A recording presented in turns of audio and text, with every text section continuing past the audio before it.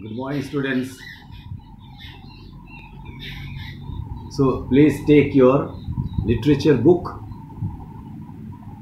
and today we will conclude this lesson, the magic rap. This is a story from the or a common story in the among the tribes of Assam, known as Garo tribe. So this story has been handed down from the generation to the generations to the present days about how peacock became peacock and peahen became peahen. And so this is a story where it's known as the folklore, folk story, the common people's story. Okay, that is known as folklore. It's a very known to the common people. That is the story, and there is some meaning in it. Okay, there is some meaning in it, and there is some truth in it, though it has been created, but it has some meaning. So the chief priest and his wife had a very comfortable life indeed. So they loved their home and a beautiful wooded country. The wooded country means a forest country in which they lived. But most of all, they loved their daughters. She was an only child, good natured. How was that? She was a good behaving child, and lovely to look at and beautiful to look at. This was the explanation of the child. The chief priest and his wife doted on her, admired on her, gave everything on her, everything lavished on her, for her, in her and for her, everything. That is what. So when the girl grew up, she fell in love with a young man from her own tribe, Garo tribe. Her parents liked the boy also, and then they settled them in marriage. After marriage, the bride and the groom went to move. And so, on the eve of the wedding, mother took her aside and said, "My child, as wedding gift, I am giving you garments and all that, but above all, I am going to give you a special gift." Okay, what is that? That is a most precious gift among all the gifts. The mother said something under her breath. Under her breath means very softly. Under her breath, that means he spoke very softly to her. Then unlocking a stout wooden casket. Wooden, stout means big, quite big, wooden casket. That means everything. The box is small box, wooden box. She took out a wrap, a bundle, and made of silk and embroidered with the thousands of flowers in all colors, like a rainbow, all colors of rainbow. They shone so, they dazzled the eyes, they attracted the eyes. "Oh mother," cried the girl, stretching out her hands eagerly to touch the wrap. But mother says, snatched it away. He says, don't touch." Then he's surprised. What happened? "This wrap was a gift from the goddess to my great grandmother, and on her wedding day that was given. So since it has been handed down from mother to daughter since then. But it is no ordinary wrap.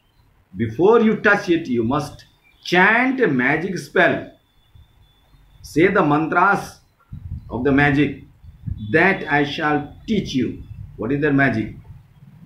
"Otherwise, what will happen? A great disaster shall befall on you and everybody, whoever touches that wrap without chanting the spell." So see the consequences of the touch without chanting. So the girl soon learned the spell. She assured her mother that she on no account will touch the wrap without chanting the spell. When she had admired the wrap to her heart content, so that is satisfied, it was replaced inside the casket and then secured, nicely locked. Years rolled. After that, she went to her mother's house and years rolled. And one day, what happened when she was with her husband? That is, one day the chief daughter felt that it was time, and she aired the wrap. So unwrapped the wrap. She chanted the magic spell under her breath and unlocked the wooden casket. Then carefully lifting up the wrap, she spread it out so the gentle mountain air could blow over it. That means that from the mountain it would fall. For a while she stood there, unable to tear herself away. That means separate, unable to take out the glance of her eyes, stare away from the glowing colors. And then suddenly she remembered that when she was engrossed with the beauty of the wrap. And so what is it? Suddenly she remembered that her husband had asked her to prepare a dish of crab for midday meal. Leaving the wrap there, she ran because that was more important, husband's wish.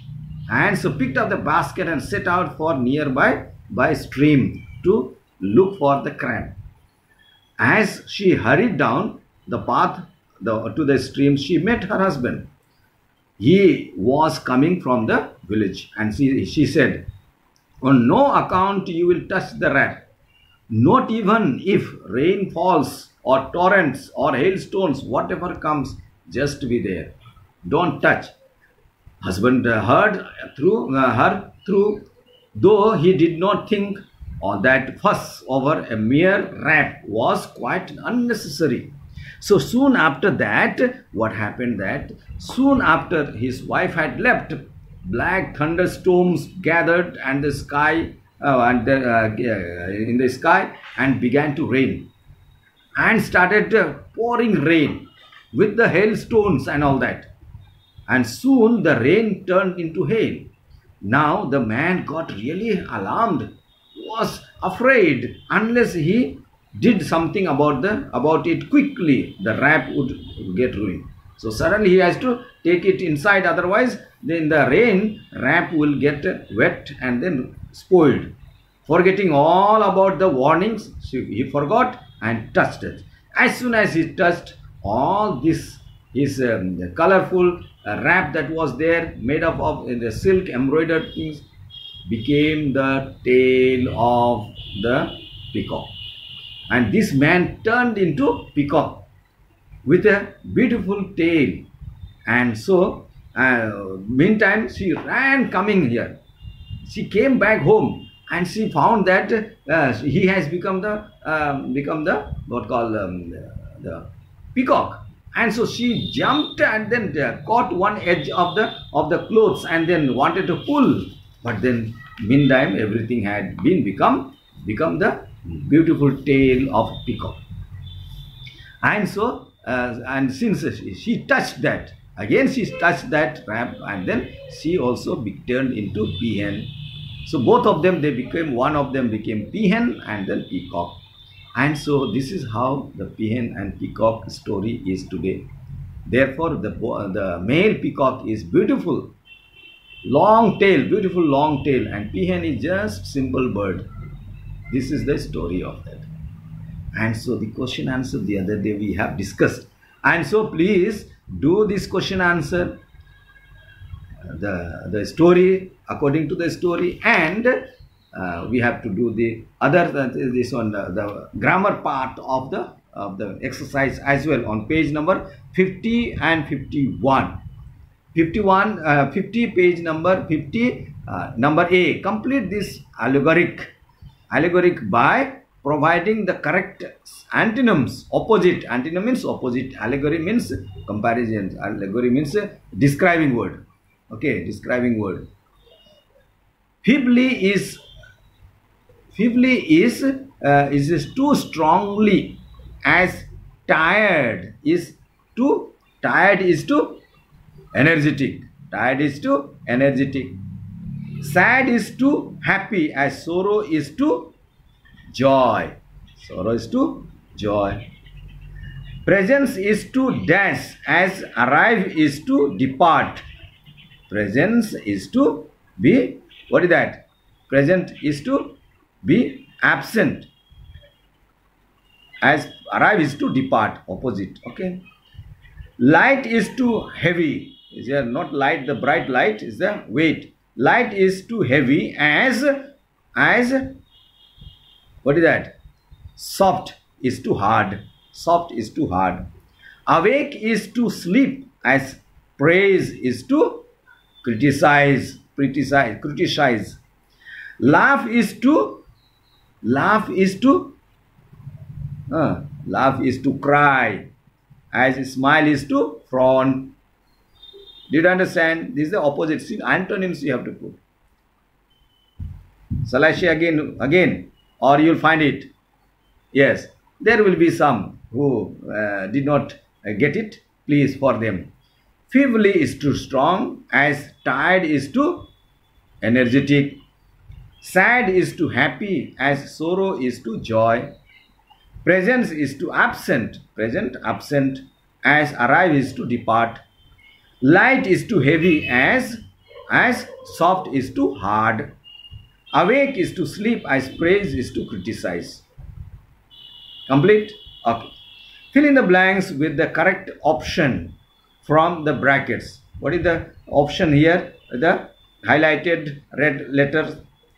The journalist dashed the stairs to meet the minister in the hall.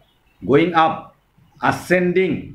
That is second one, ascended. These days, water pipes are not made of lead and lead, made of dash anymore. That is lead anymore. That is called L-E-A-D, lead. Not allowing girl to attend school has an dash effect. What is it? Opposite effect. That means adverse effect. Adverse effect. Steel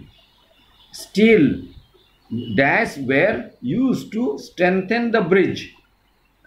Steel cords means thread, rope. Cords, C-O-R-D-S, cords. Complete.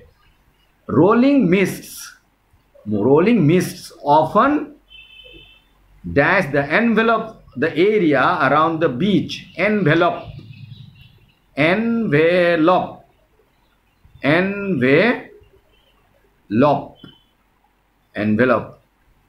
That is first one, envelope. P-E. As far as I am concerned, the dash is the best part of an egg. Yolk. Yolk. L-K. Yolk. The article A and N, where it is put just before the consonants and vowels. A before the consonant and before the vowels. Which are the vowel letters? A, E, I, O, U. Hope you know that. A, E, I, O, U are the vowels. So you see where N will be used and where A will be used. Very easy. Okay. Can you do that? Please do in your copy next time. Okay. And submit. Thank you.